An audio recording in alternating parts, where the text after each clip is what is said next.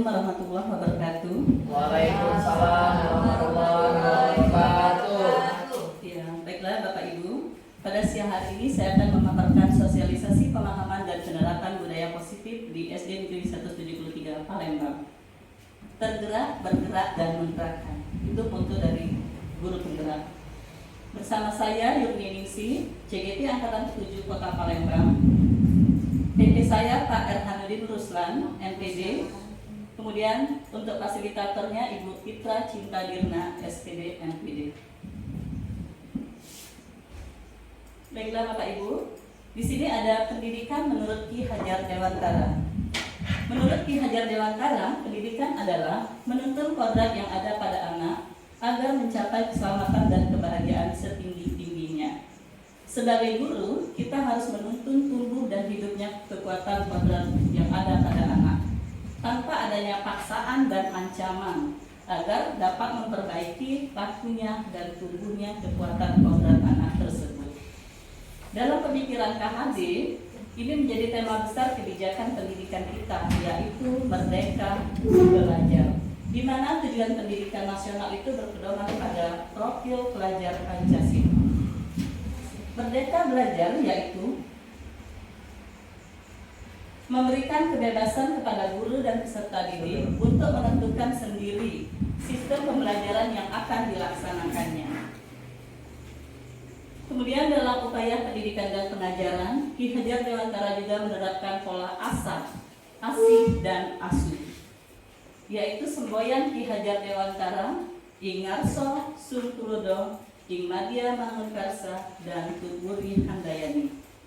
Ing Ngarso Sung Tulodo artinya di depan menjadi tauladan.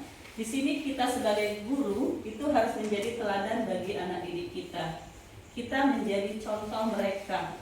Jadi kita berbuatlah yang baik agar kita juga bisa menjadi lebih baik lagi. Murid kita mencontoh kita ya Bapak Ibu. Kemudian yang kedua, Ing Madya Mangunkarsa. Artinya di sini di tengah kita memberikan bimbingan. Sebagai seorang guru, itu kita harus membimbing dan membangkitkan semangat murid kita. Senantiasa membimbing mereka dalam kegiatan pembelajaran, dalam setiap kegiatan apapun mereka kita arahkan menjadi lebih baik. Kemudian yang ketiga yaitu Tutwuri Handayani. Apa artinya? Yaitu di belakang kita memberikan dorongan. Artinya seorang guru itu harus memberi dorongan pada anak didiknya. Kita harus membuat anak didik kita ada semangat untuk maju, semangat untuk bertumbuh kembang menjadi orang yang cerdas, menjadi orang yang berguna ke depannya. Teladan artinya memberi bimbingan, membangkitkan semangat, menuntun, mendorong kemandirian, dan merdeka belajar. Jadi di sini peran guru itu sangat lengkap. Kemudian pemikiran filosofi Ki Hajar Dewantara. Pendidikan sesuai kodrat. Pendidikan adalah menuntun semua kekuatan kodrat untuk mencapai kebahagiaan dan kekuatan setinggi-tingginya. Jadi di sini kodrat anak itu ada keunikan setiap anak. Setiap anak itu unik. Benar nggak Bapak Ibu anak unik? Benar. Jadi setiap anak itu unik. Jadi biarkan dia berkembang dengan sendirinya. Setiap anak unik, biarkan ia bisa menjadi dirinya sendiri. Tidak boleh kita ngancam, tidak boleh kita memberikan hukuman, biarkan. Kita lihat dan kita tuntun mereka. Kemudian permainan adalah pendidikan. Ya, jadi mendidik dengan cara yang menyenangkan dan memberi ruang kepada mereka itu adalah untuk kegiatan mereka, untuk kemerdekaan mereka. Biarkan mereka bermain, karena memang masanya anak-anak itu masa bermain, masanya senang-senang. Itu sudah masanya. Jadi nggak boleh main, bukan. Biarkan mereka bermain, tapi tetap kita ajak kembali lagi ke pembelajaran kita. Jangan monoton belajar. Kemudian yang selanjutnya itu guru sebagai penuntun. Sebagai penuntun, kita itu menuntun anak menuju kebebasan sang anak, agar anak tidak kehilangan arah dan tidak membahayakan dirinya. Jadi walaupun kita bebaskan dia, kita suruh dia bermain, kita ajak dia berteman dengan sebanyak-banyaknya, tetap kita tuntun, kita perbaiki tingkah lakunya. Oke, selanjutnya ada pemikiran filosofi Ki Hajar Dewantara yang selanjutnya, yaitu budi pekerti. Budi pekerti di sini yaitu sikap atau perilaku individu yang saling berkaitan dengan etika dan nilai moral. Budi adalah cipta, rasa, dan karsa. Sedangkan pekerti adalah tenaga raga yang terdiri dari olah cipta, olah rasa, olah karsa, dan olah raga. Kemudian kodrat anak dan kodrat zaman. Kodrat alam apa? Artinya kodrat yang sudah dimiliki pribadi oleh anak. Sedangkan kodrat zaman adalah kodrat yang mengikuti perkembangan zaman. Jadi di sini kita perhatikan lingkungannya, budayanya, dan era atau tren musik murid sekarang ini. Jangan kita monoton seperti zaman dahulu. Dia sekarang hobi game, kita ikuti gamenya, tapi tetap kita arahkan main gamenya yang bagusnya seperti ini. Tetap belajar, waktunya tetap kita bagi untuk hal yang positif. Selanjutnya yaitu merdeka belajar. Merdeka artinya itu membebaskan. Jadi di sini merdeka belajar adalah membebaskan para guru dan murid dengan kita membiarkan mereka itu dapat menentukan sistem pembelajarannya. Biarkan mereka yang menentukan. Bu, saya mau belajar, Bu. Bagus. Kita semangati mereka. Bu, main dulu, Bu, baru belajar. Boleh kita ajak main dulu. Ya, tetap kita bebaskan mereka, tetapi kembali lagi tadi pembelajaran kita tetap kita jalankan. Selanjutnya yaitu profil pelajar Pancasila. Tujuan dari Merdeka Belajar itu menciptakan siswa yang berprofil pelajar Pancasila. Dalam profil pelajar Pancasila di sini yaitu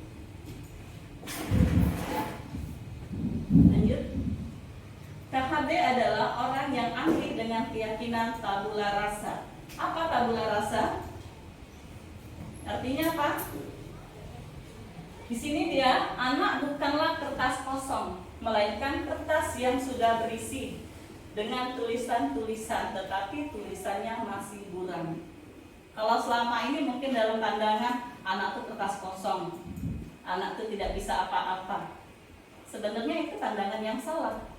Yang benar adalah anak itu sudah ada tulisan tapi buram.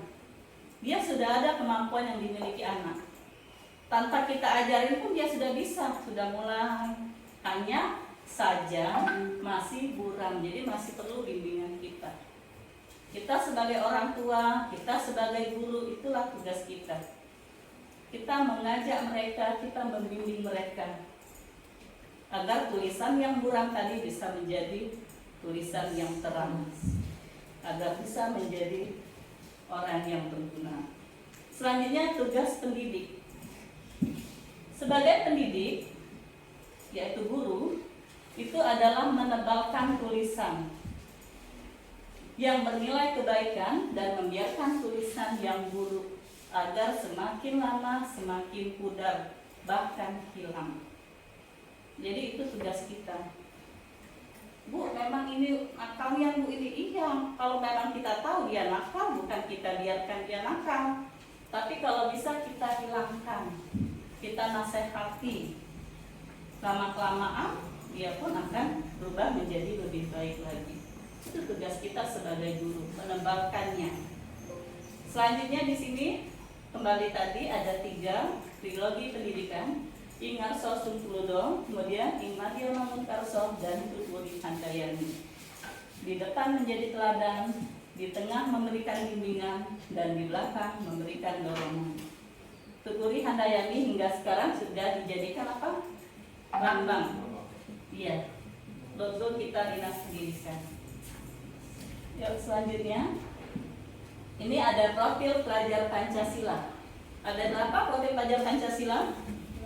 Ada 6. Yang pertama adalah beriman dan bertakwa kepada Tuhan Yang Maha Esa serta berakhlak mulia. Jadi hal utama yang kita lakukan keimanannya dulu. Jadi kita banyakin untuk imannya, untuk akhlaknya. Karena ini merupakan awal dari segala aktivitas. Kalau mereka sudah beriman, mereka sudah punya akhlak, insya Allah yang lain akan mengikuti. Jadi yang itu yang pertama. Ini kegiatan beriman dan bertakwa kepada Tuhan Yang Maha Esa. Di sekolah kita sudah dilaksanakan. Ada kegiatan kuliah duba, kultum. Ini kultum.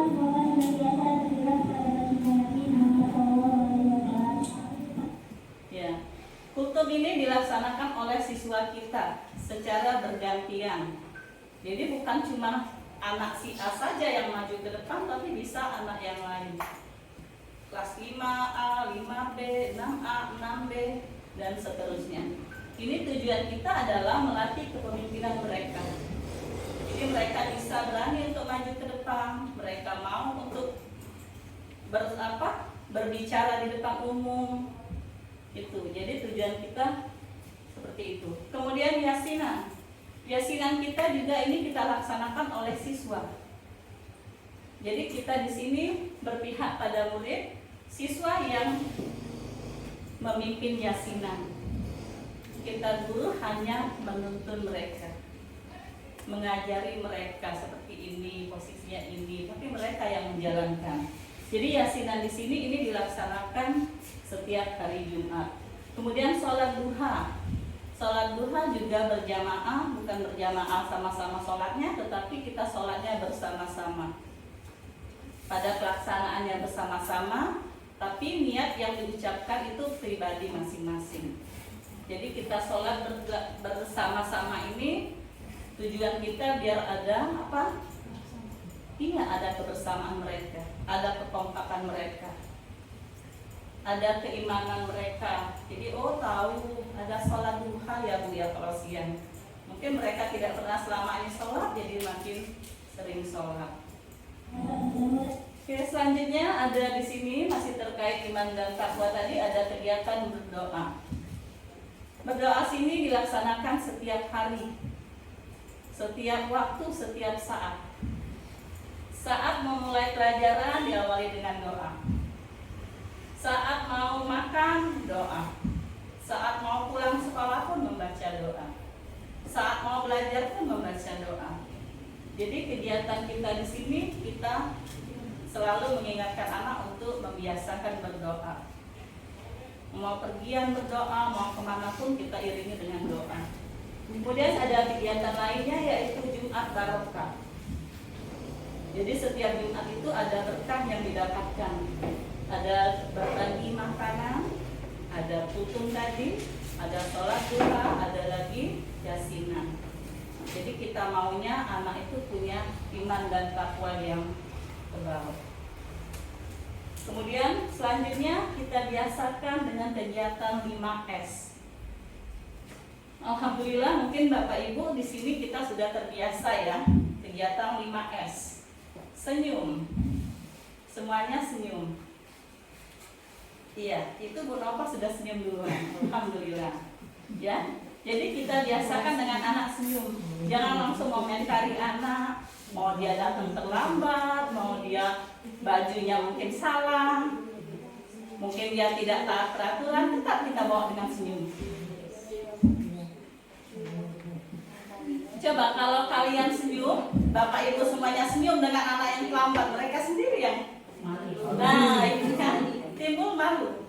Gak perlu kita marah, kenapa yang terlambat ini, gak perlu. Coba kalian senyumin.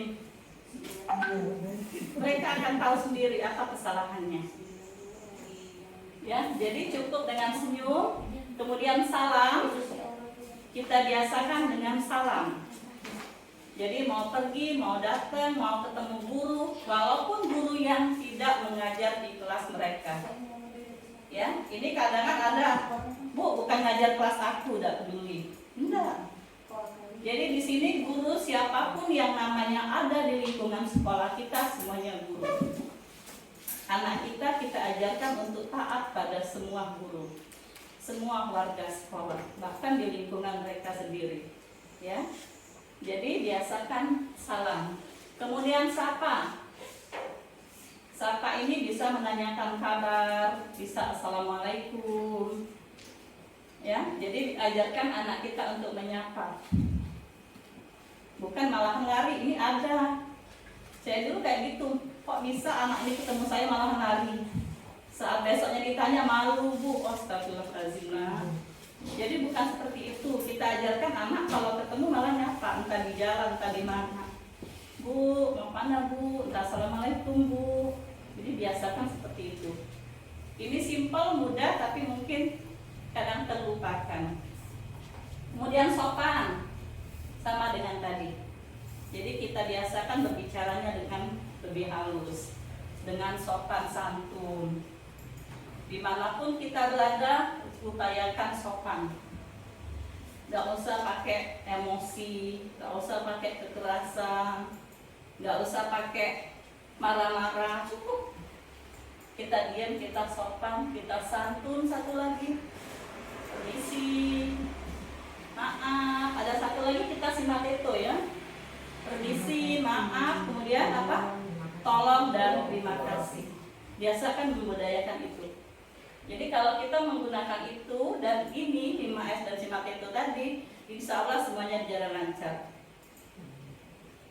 Mau marah seperti apapun, kalau kita balas dengan seperti ini, nggak jadi marahnya. Boleh kalau mau dicoba.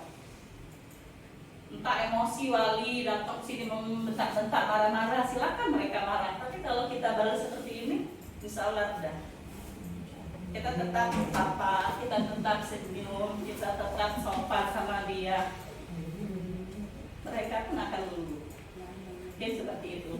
Yuk selanjutnya ada mandiri. Jadi nilai yang kedua dari profil pelajar Pancasila yaitu mandiri. Mandiri di sini artinya ia mampu sendiri, mampu untuk mengerjakan sesuatu, untuk maju ke depan, untuk bisa menjadi dirinya sendiri. Oke, di sini ada kegiatan nyanyi.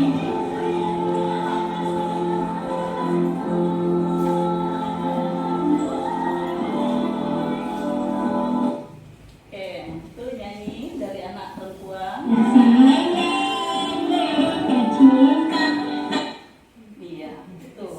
Jadi itu ada kegiatan bernyanyi yang kemarin kita laksanakan di Hari Guru. Alhamdulillah anak kita sudah berani tampil ke depan.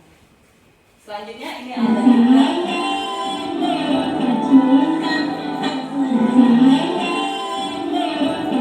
ya, ada juga yang di sini itu kegiatan dia membaca surat cinta untuk guru dan membaca puisi.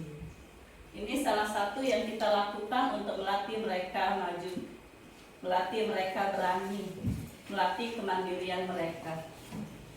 Ada yang nggak mau ke depan, biasa anak ada yang takut untuk maju ke depan, nggak mau bu, nggak usah disuruh nyanyi ini, disuruh kerjain tugas di papan tulis pun nggak mau. Alasannya malu bu, takut bu.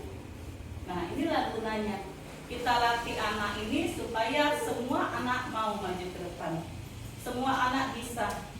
Kembali lagi tadi, tidak ada anak yang tidak bisa. Semua anak itu unik. Yakin kita potensi mereka ada, mereka bisa. Kalau saya dulu, kalau anak tidak mau ke depan yang satu itu oke, nanti masih gantian nak ya. Nanti juga dapat kamu. Oke, kita lanjut dulu yang kedua, yang ketiga sampai semua selesai masih maju dia. Ya bu, maju ujungnya. Karena tidak ada lagi yang tidak maju. Bisa nggak bisa maju. Jadi nanti terbiasa dia. Pada kesempatan berikutnya kita suruh maju ke depan mau. Untuk awal mungkin dia tidak mau, takut bu, malu bu. Tapi karena sudah terbiasa, semua dapat giliran gantian. Dia pun mau.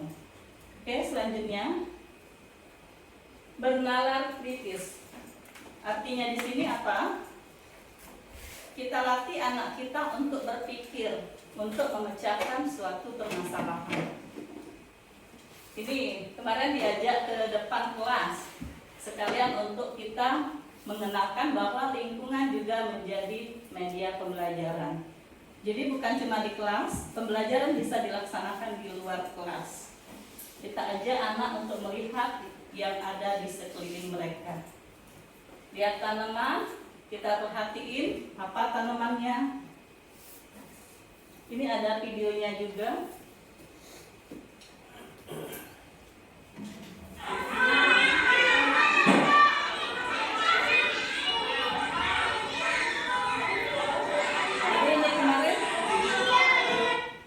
Ditanya tanaman apa yang bentuknya jari? Apa Bapak Ibu? Bentuknya menjari. Gak bisa jawab. Iya benar. Padahal udah nggak tahu Bu A B C, jawabannya masih nggak ada yang dapat. Ternyata oh iya Bu ya, daun ubi atau daun singkong. Ada juga pepaya. Itu bentuknya menjari. Soal yang simpel tapi mereka nggak tahu. Itu gunanya kita ajak langsung. Jadi gunanya kita ajak langsung, mereka langsung menemukan. Oh yang seperti ini, oh ini. Tuh.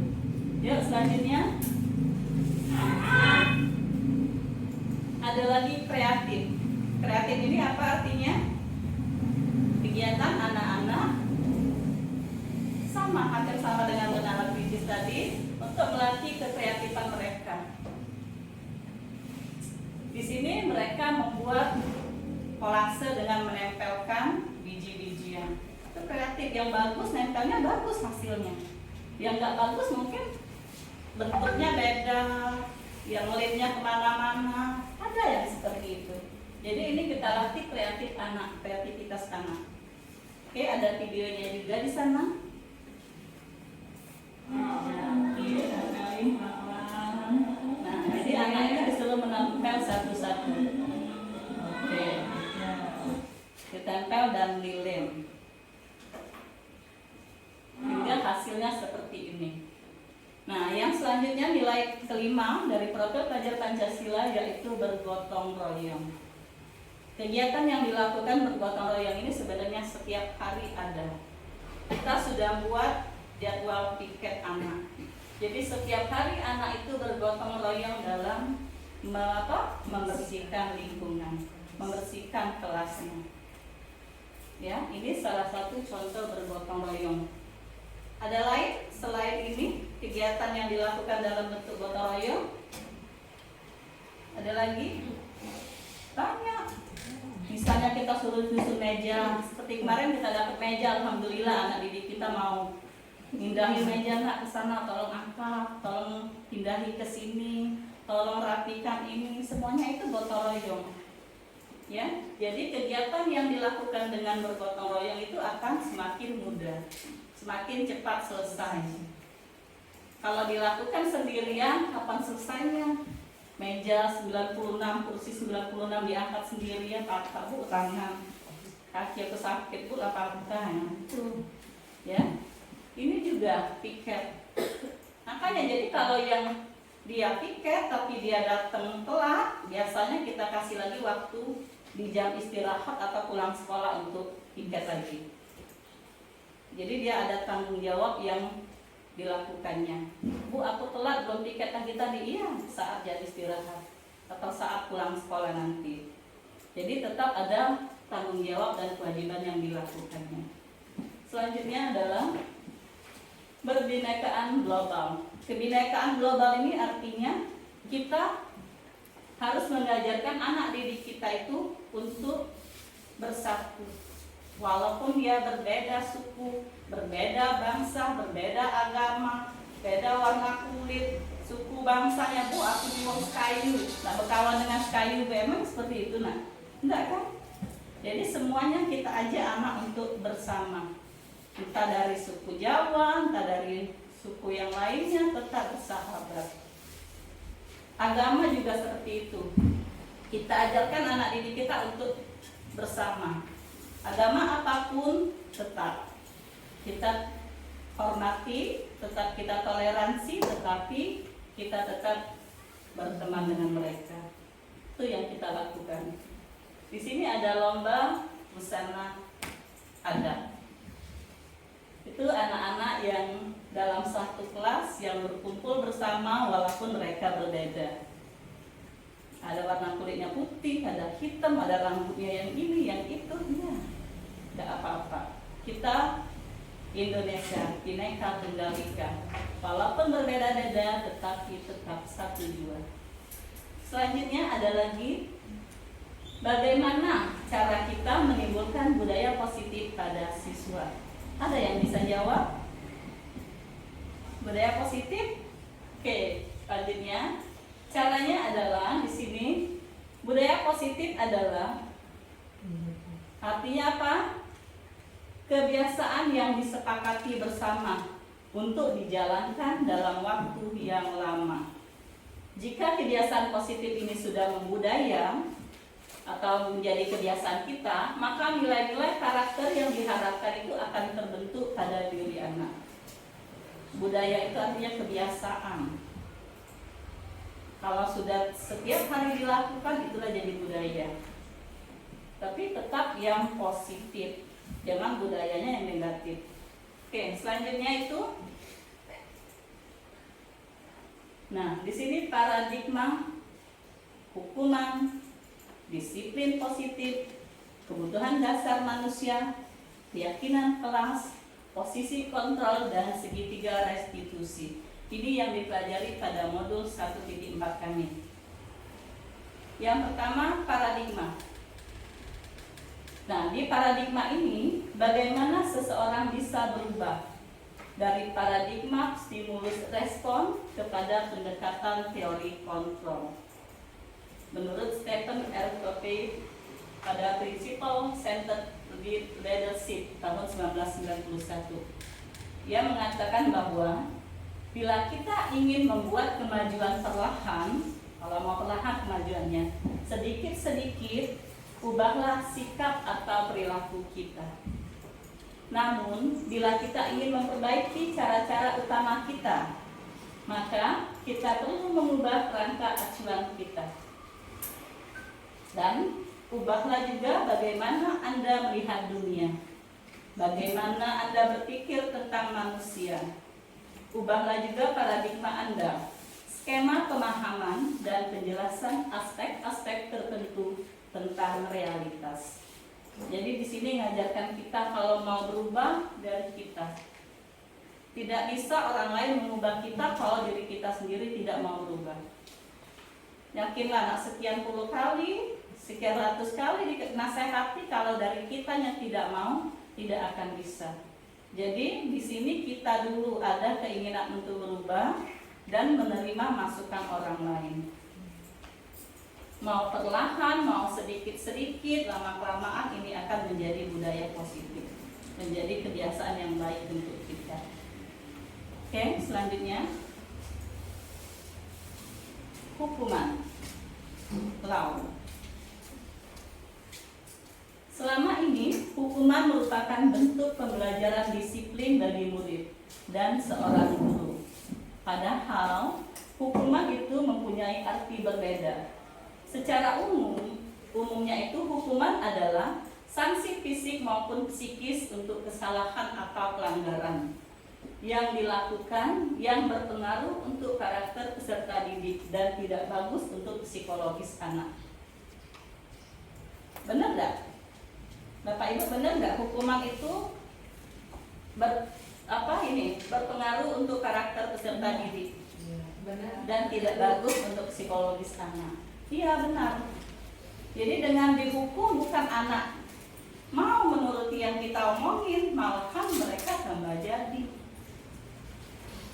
Jadi hukuman itu diberikan kepada anak itu salah. Yang sebaiknya kita berikan bukan hukuman tapi konsekuensi atas tindakannya. Jadi kalau anak salah kita hukum, lari lapangan sepak bola sekian puluh kali, itu salah.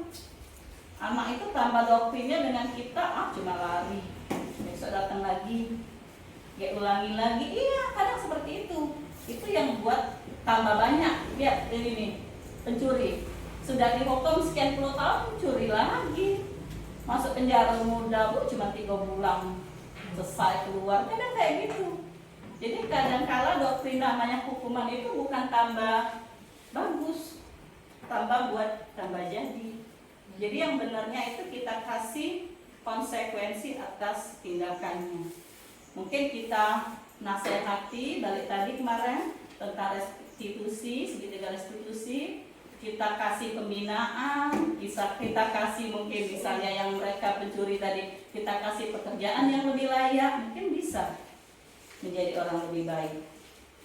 Kalau cuma dihukum, ulang lagi. Anak yang dihukum malah tambah bandel. Kok bisa ya sudah dihukum masih baik? Nah itu malah yang sering kita hukum dia tambah jadi.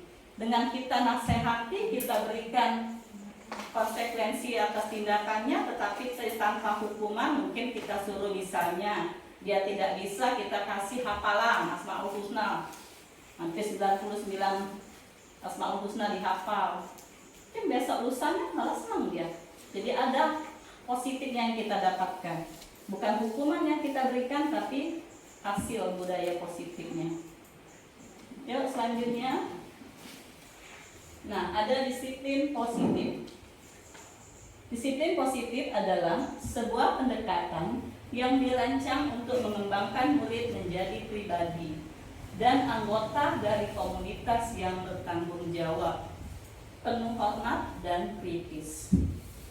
Disiplin, artinya apa disiplin? Melakukan tindakan sesuai dengan peraturan yang ada atau sesuai dengan keyakinan kelas yang dibuat. Nah, jadi di sini pendekatan yang dirancang untuk mengembangkan murid menjadi pribadi yang bertanggung jawab. Jadi di sini kita latih anak didik kita menjadi orang yang disiplin, yang positif, bukan yang negatif. Kalau ada sesuatu kita kasih tahu, ini loh keyakinan kelas yang dibuat, ini yang harus kamu lakukan. Bukan cuma aturan yang dibuat tertulis tetapi tidak ada tindakan nyata. Jadi kita ajarkan anak untuk melaksanakan yang kita sepakati bersama. Oke, selanjutnya Pak. Nah, di sini tujuan disiplin positif adalah untuk bekerja sama dengan siswa dan tidak menentang mereka. Jadi di sini tujuan yang kita berikan kepada anak. Disiplin itu untuk bekerja sama. Jadi sama-sama saling menaati, sama-sama saling bekerja sama. Agar penekanannya itu membangun kekuatan peserta didik, bukan mengkritik kelemahan mereka. Dan kita juga menggunakan penguatan positif untuk mempromosikan perilaku yang baik kepada mereka. Itu tujuan kita. Bukan cuma kamu, tapi ibu juga nak. Bukan cuma kamu yang menaati peraturan ini, kita sama-sama. Bukan cuma kamu yang ibu nggak bolehin, tapi semua kalau memang itu tidak diperbolehkan, tidak boleh. Itu. Jadi kita sama-sama melaksanakan sesuai dengan keyakinan yang dibuat, keyakinan kelas kita. Oke, selanjutnya di sini kebutuhan dasar manusia. Kebutuhan dasar manusia ini ada 5. Yang pertama yang wajib atau mutlak kita harus miliki yaitu kebutuhan bertahan hidup. Yang kemudian kebutuhan bertahan hidup, yang kedua itu kesenangan, yang ketiga penguasaan, yang keempat kebebasan, dan yang kelima cinta dan kasih sayang. Oke, untuk yang pertama kebutuhan bertahan hidup.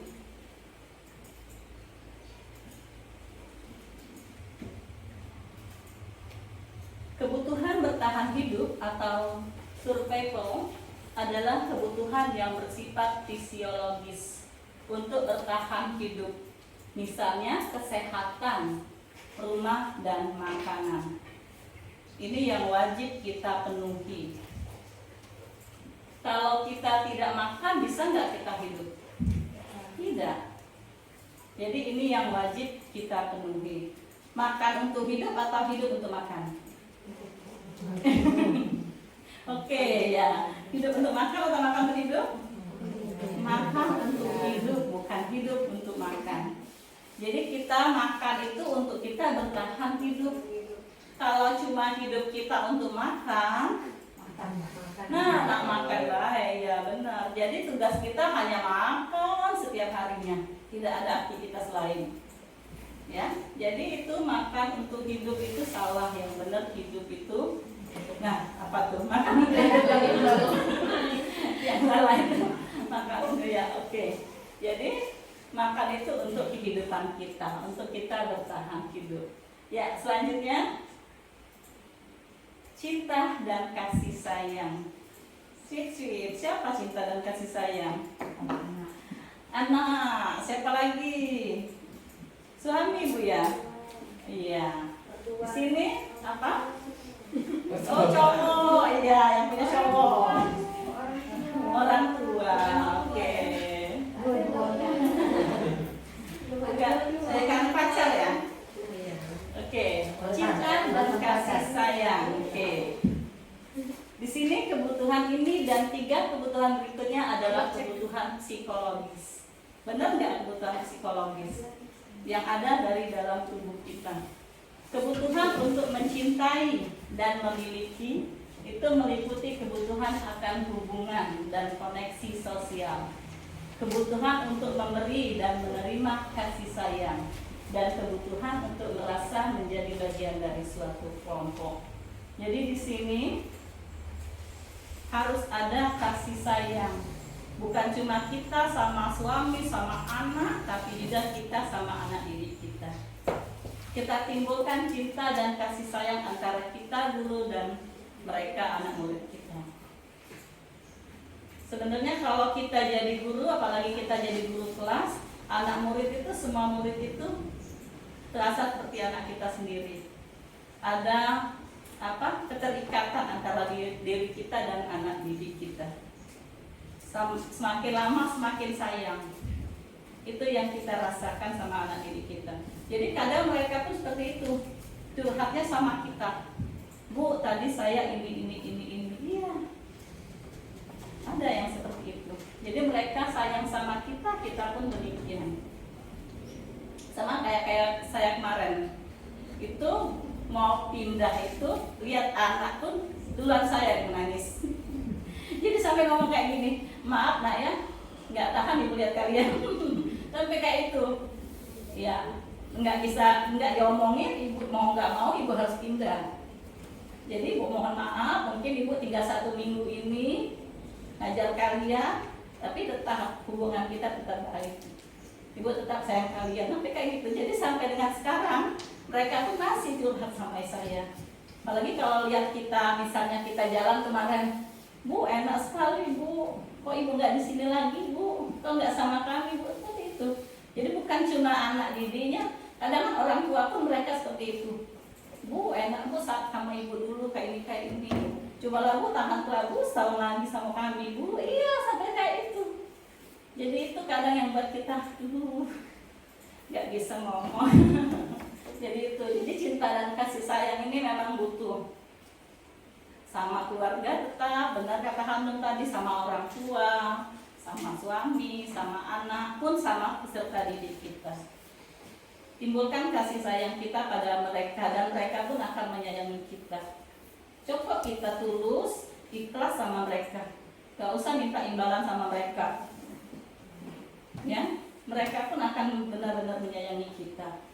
Apalagi kalau mungkin kayak Bu Rita yang sudah 10 tahun ngajar, itu anak didiknya sudah jadi apa.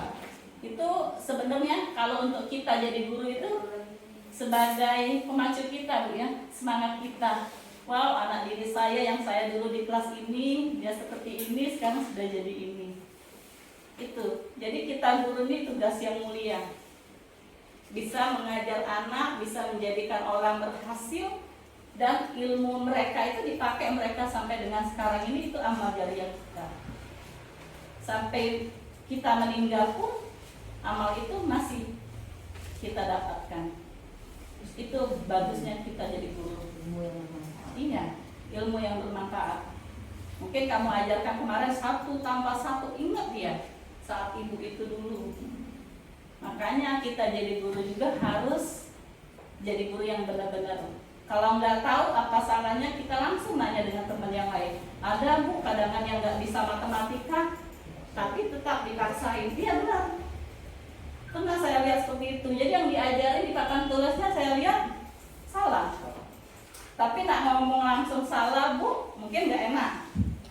Ternyata tapi dia Bu yang ngerti. Solusinya dia yang nanya. Kan kami berlima, A, B, C, D, E. Kok salah Ibu itu ya? Karena anak aku Bu, anak saya itu di kelasnya. Kok kayak ini jalannya nak? Ternyata memang nggak bisa tadi. Setelah ditanya, iya Bu, minta ajari sama si A. Bisa, besoknya diperjelas lagi. Nah, yang kemarin salah, yang benernya ini. Boleh, nggak apa-apa. Jangan sampai doktrin yang salah itu dibawa mereka sampai lama. Apalagi untuk matematika. Matematika ini jalannya itu banyak. Tidak bisa kita langsung menyalahkan anak.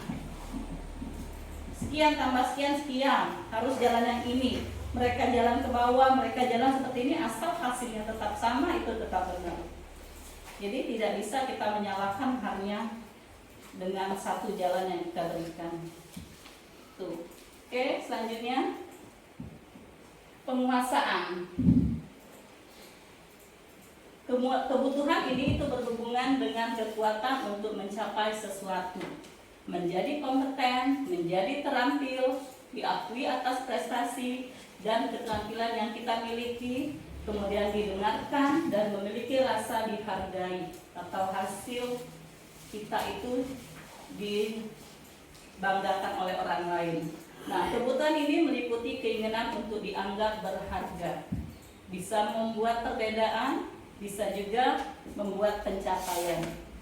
Kompetensi yang kita miliki dapat diakui dan dihormati. Mungkin penguasaan ini sebenarnya ini semua orang memiliki itu. Tetapi ada yang diminimalisir, ada yang benar-benar dikejar. Mungkin kalau pada posisi ini sebaiknya nggak usah dikejar. Penguasaan itu nggak usah berkuasa kita.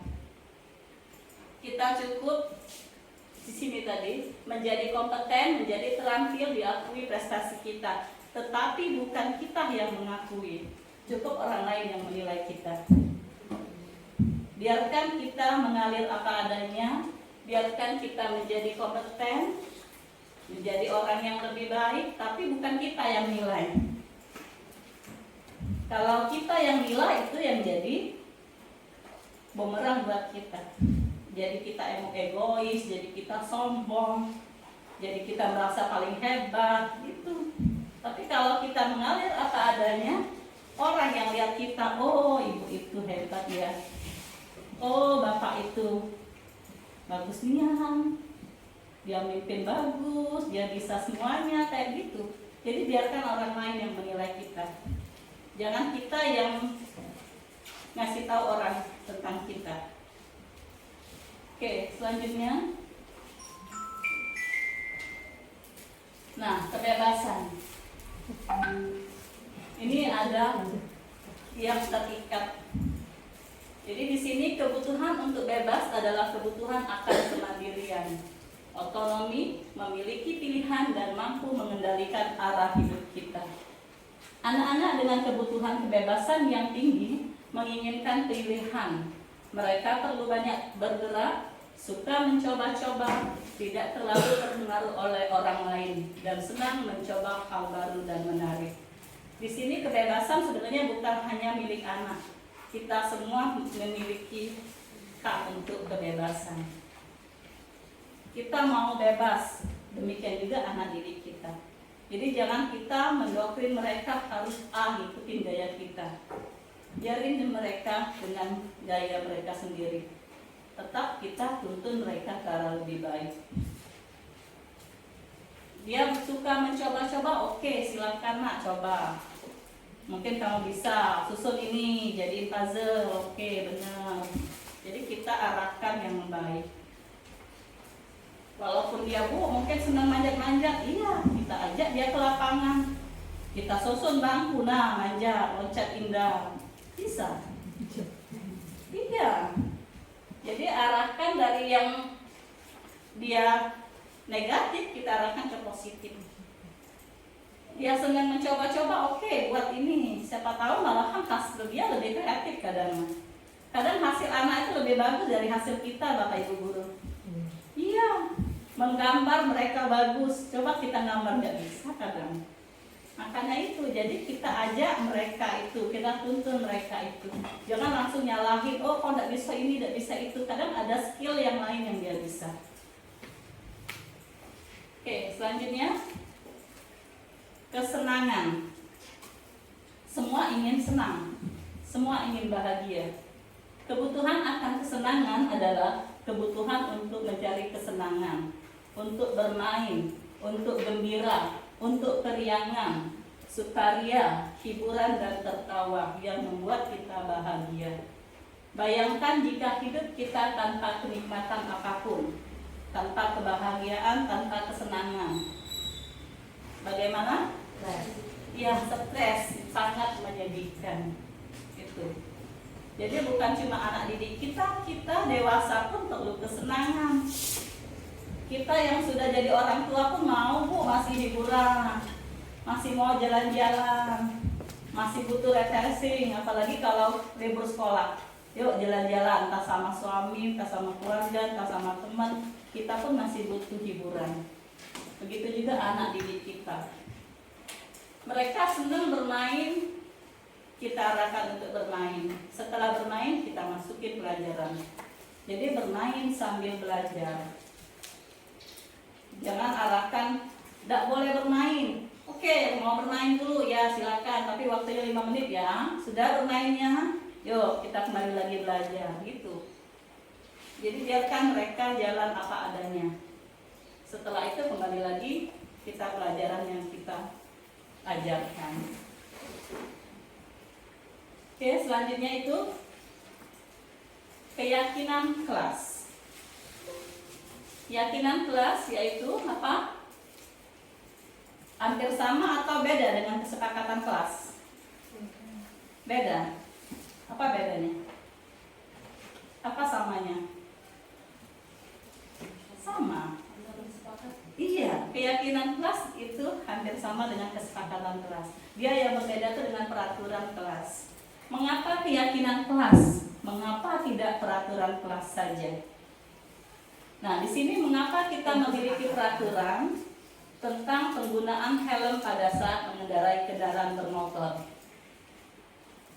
Apakah itu jawabannya untuk keselamatan?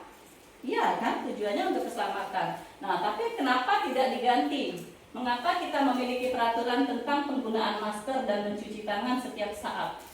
Mungkin jawabannya untuk kesehatan atau keselamatan. Mengapa tidak langsung diomongin? Harus jaga keselamatan, cukup. Ini yang dipakai penggunaan helm. Harus menggunakan helm pada saat mengendarai kendaraan roda 2. Karena itu lebih rinci. Kalau kita cuma ngomong jaga keselamatan, mereka cuma iya saja. Jaga keselamatan, iya Bu, ini kami selamat nih, jaga keselamatan Bu. Tapi kalau kita rinci seperti ini, harus menggunakan helm, mereka pun wajib menggunakan helm. Seperti itu juga anak didik kita. Kalau kita buat keyakinan kelas, itu disepakati oleh semua warga kelas. Dibuatnya di awal awal tahun ajaran. Saat awal masuk sekolah, pemilihan ketua kelas, pemilihan sekretaris dan lain sebagainya. Jadi perangkat kelas kita pilih, setelah itu kita adakan keyakinan kelas. Kita sepakati bersama-sama, ayo apa keyakinan kelas yang pertama apa? Harus misalnya jujur, berarti semua anak harus jujur. Gak ada yang namanya barang orang ketinggalan diambil. Gak ada yang namanya bohong, Bu aku tadi tuh kesini, jadi aku terlambat. Itu ada yang kemarin, Bu terlambat karena aku les. Jadi jadwal les itu dengan sekolah pun gak akan kumpulan biasanya. Jadi jadwal lesnya ada sendiri, jangan dialasin les. Belajarlah jawaban yang ada dari kamu. Oh iya Bu, benar aku terlambat Bu. Jadi saya tadi Bu bangunnya telat. Nah itu jawaban yang diinginkan. Ibu nggak marah, tapi Ibu mau jawaban yang sesungguhnya. Jangan nyalahin orang lain, tapi salahin diri kita sendiri. Ya, jadi dari kita yang ditanya kita, yang jawabannya ke orang lain. Ya Bu, si A, si B, si C, Ibu nggak nanya si A, si B, si C. Ibu nanya kamu dulu, ada apa dengan kamu? Jadi jawabannya balik lagi tadi, kembali lagi ke keyakinan kelas kita. Mengapa kamu tidak menaatinya? Ibu nggak nanya si B, nggak naati si C, nanti yang si B dan C. Jadi kita perjelas dengan anak didik kita, keyakinan kelas sudah disepakati. Jadi harus dilaksanakan oleh semua warga di kelas tersebut. Tidak ada yang namanya yang A boleh melanggar, yang B enggak, tapi semuanya sama. Itu keyakinan kelas yang sudah disepakati. Nah, menurut dosen tahun 1998, suatu keyakinan akan lebih memotivasi seseorang dari dalam atau memotivasi secara intrinsik. Seseorang akan lebih tergerak dan bersemangat untuk menjalankan keyakinannya daripada hanya sekedar mengikuti serangkai peraturan. Jadi di sini kalau keyakinan itu memotivasi diri sendiri, dia pengen melaksanakannya. Memotivasi secara intrinsik artinya dari dalam diri mereka sendiri.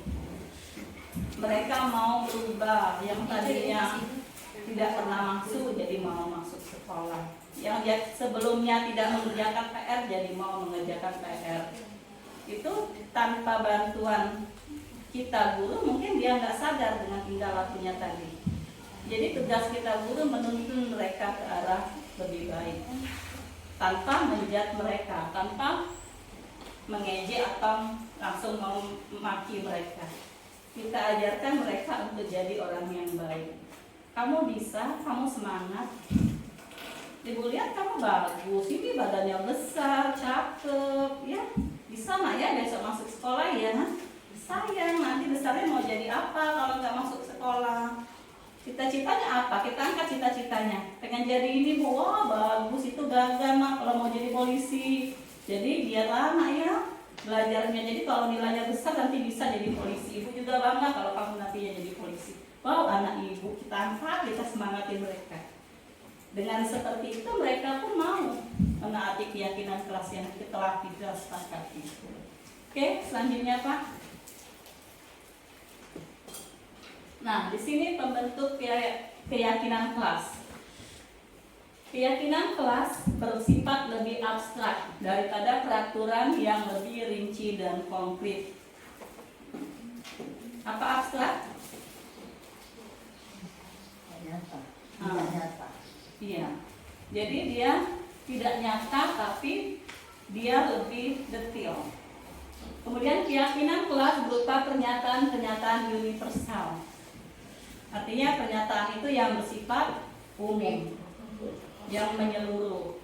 Kemudian yang ketiga, pernyataan keyakinan kelas itu senantiasa dibuat dalam bentuk positif. Jadi hal positif yang kita buat dalam keyakinan kelas, jangan negatif. Jadi kita balik bahasanya. Misalnya membuang sampah sembarangan. Jangan tidak membuang sampah sembarangan, tapi kita balik. Buanglah sampah pada tempatnya. Jadi jangan hal negatif, tapi kita ambil yang positifnya. Kemudian keyakinan kelas hendaklah tidak terlalu banyak, sehingga mudah diingat dan dipahami oleh semua warga kelas. Yang selanjutnya, keyakinan kelas sebaiknya sesuatu yang dapat diterapkan di lingkungan tersebut. Jangan buat keyakinan tapi ini tidak bisa dilaksanakan. Semua siswa harus menggunakan misalnya internet atau HP, padahal siswa tersebut nggak ada uang, orang tuanya nggak punya HP, nggak bisa. Jadi keyakinan kelas itu yang bisa dilaksanakan. Semua warga kelas hendaknya ikut berkontribusi dalam pembuatan keyakinan kelas. Bisa lewat kegiatan curah pendapat, bisa kita kolaborasikan sama-sama, kita berdiskusi sama-sama apa.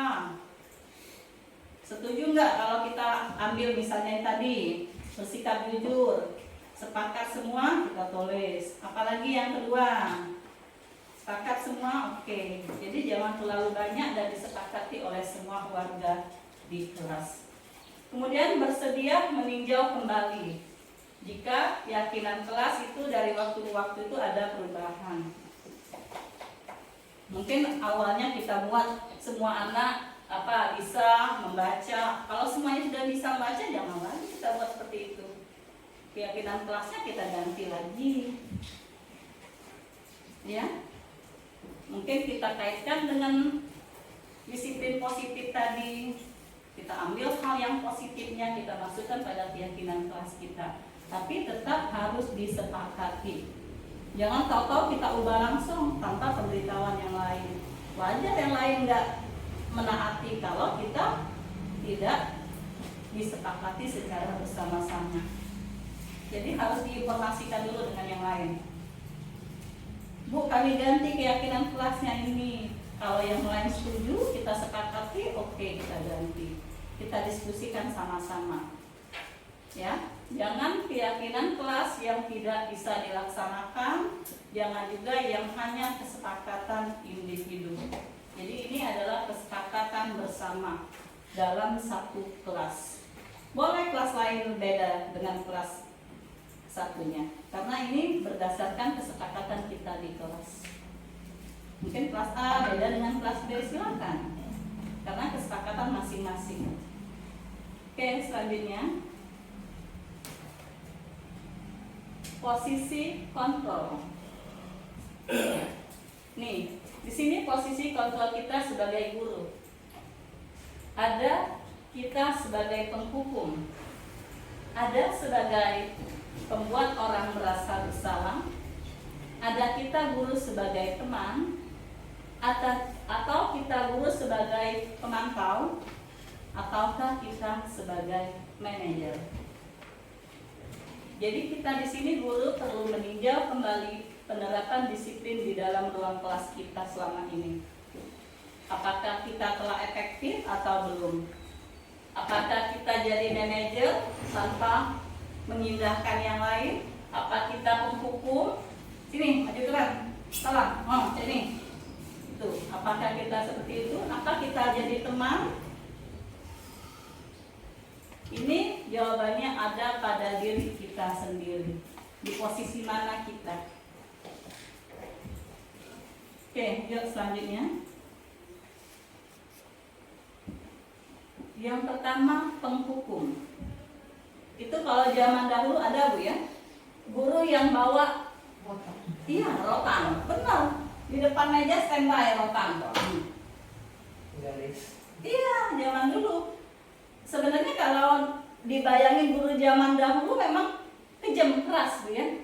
Termasuk saya juga merasakan dulu, nggak bisa jawab, entah ditarik dari sini, tuh sakit sampai terangkat-angkat badan kita. Iya benar ada. Atau dicubit, diangkat sampai di pinggang situ. Astagfirullahaladzim, pedesnya. Itu guru. Itu posisi guru kalau kita lihat di sekarang itu sebagai penghukum berarti. Seorang penghukum bisa menggunakan hukuman fisik maupun verbal. Orang-orang yang menjalankan posisi penghukum senantiasa mengatakan bahwa sekolah memerlukan sistem atau alat yang dapat lebih menekankan murid-murid lebih dalam lagi. Mungkin kalau yang posisi penghukum katanya kalau tidak dihukum anak itu tidak ngerti. Kalau tidak pakai rotan ini, Bu, anak itu masih bandel. Jadi rotan, diam. Ada. Jadi pukulan meja ini sampai kedengeran kemana-mana itu biasa. Iya, atau mistar panjang, benar Bu Ila.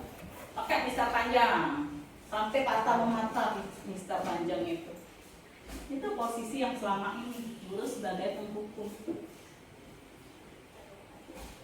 Sebenarnya itu bukan menyelesaikan masalah, tapi itu menambah masalah. Coba lihat, yang kita hukum besoknya siapa? Dia lagi, iya kan? Besok lagi, ada lagi dia lagi. Jadi penghukum itu bukan menyelesaikan masalah. Iya, buat anak jadi takut, tapi doktrin anak itu malah jahat sama kita. Oh, ibu itu ganas, ibu itu bengis. Dia benci sama kita, bukan sayang sama kita. Sampai dengan sekarang kita yang biasa yang pernah dihukum ingat sama ibu itu. Benar. Apa? Oh, ibu si A. Saya juga seperti itu. Saya masih ingat. Mungkin guru yang lain nggak selalu saya ingat, tapi kalau yang hukum biasanya mudah diingat. Karena doktrin anak-anak itu lama. Sampai dia dewasa, sampai dia kapanpun dia masih ingat sama ibu gurunya yang menghukum dia. Jadi ubahlah yang kebiasaan kita menghukum itu bukan bagus tapi jelek. Jadi ubah jadi lebih baik lagi. Jangan menghukum anak, karena kekerasan itu tidak menyelesaikan masalah. Ya, selanjutnya. Nih, posisi yang kedua, membuat orang merasa bersalah. Ini ada gambar anaknya merasa bersalah. Ada apa ya? Kenapa ya?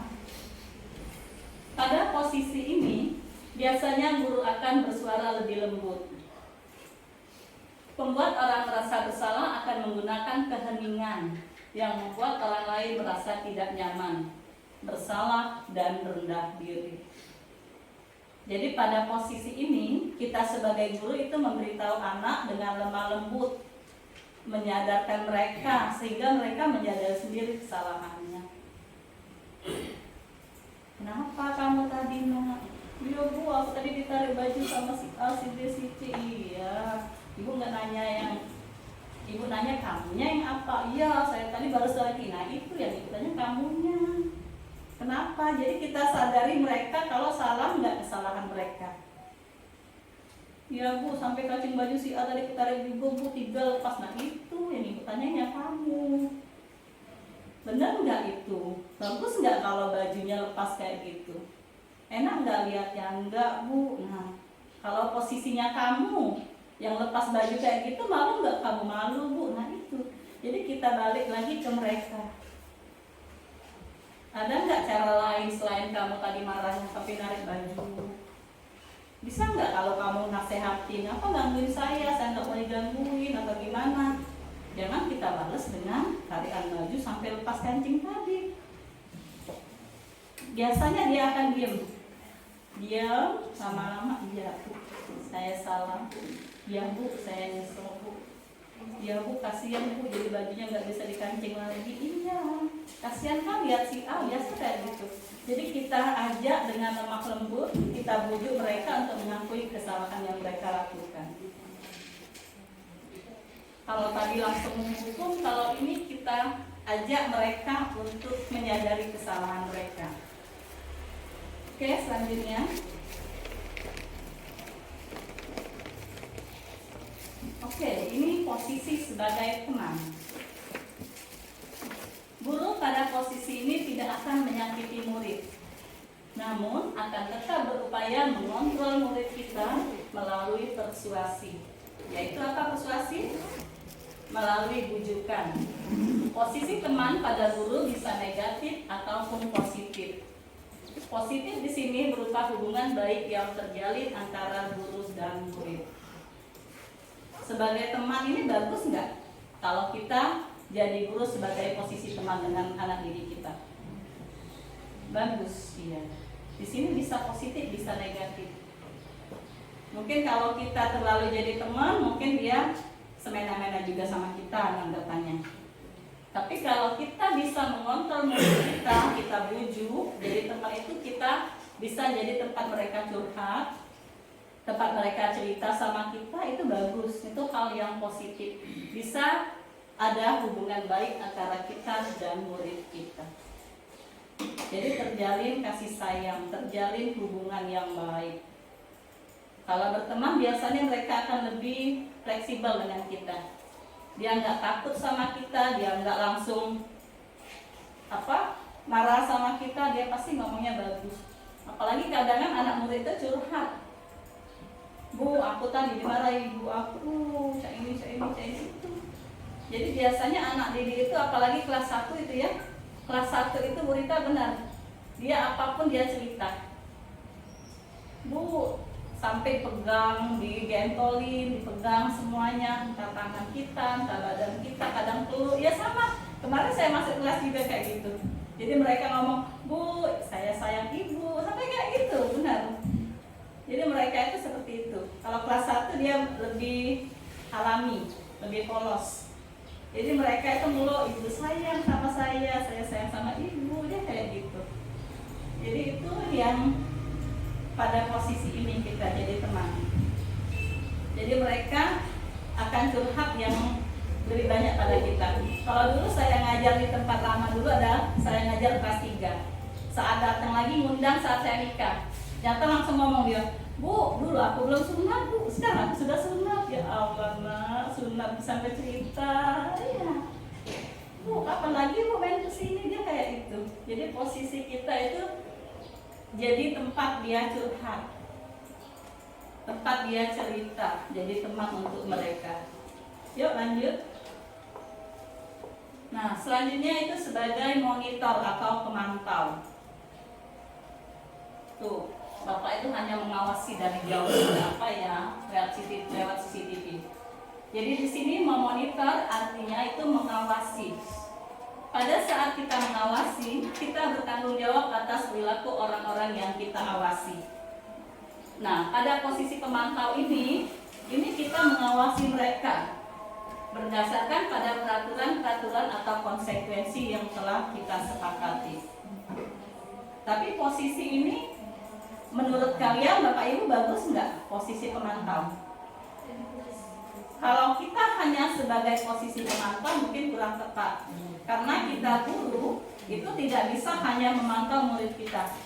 Kita lihat mereka belajar, oh ya nggak bisa. Oh yang ini ngerjain, oh yang ini enggak, oh yang itu nulis, oh yang ini lagi tidur misalnya. Nggak bisa hanya dipantau.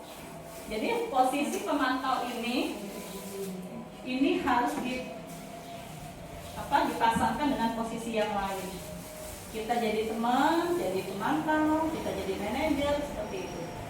Kalau hanya memantau tanpa tindakan yang nyata tidak akan berhasil.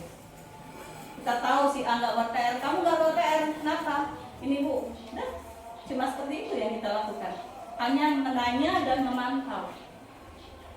Selesai nggak PR yang kita maksud tadi?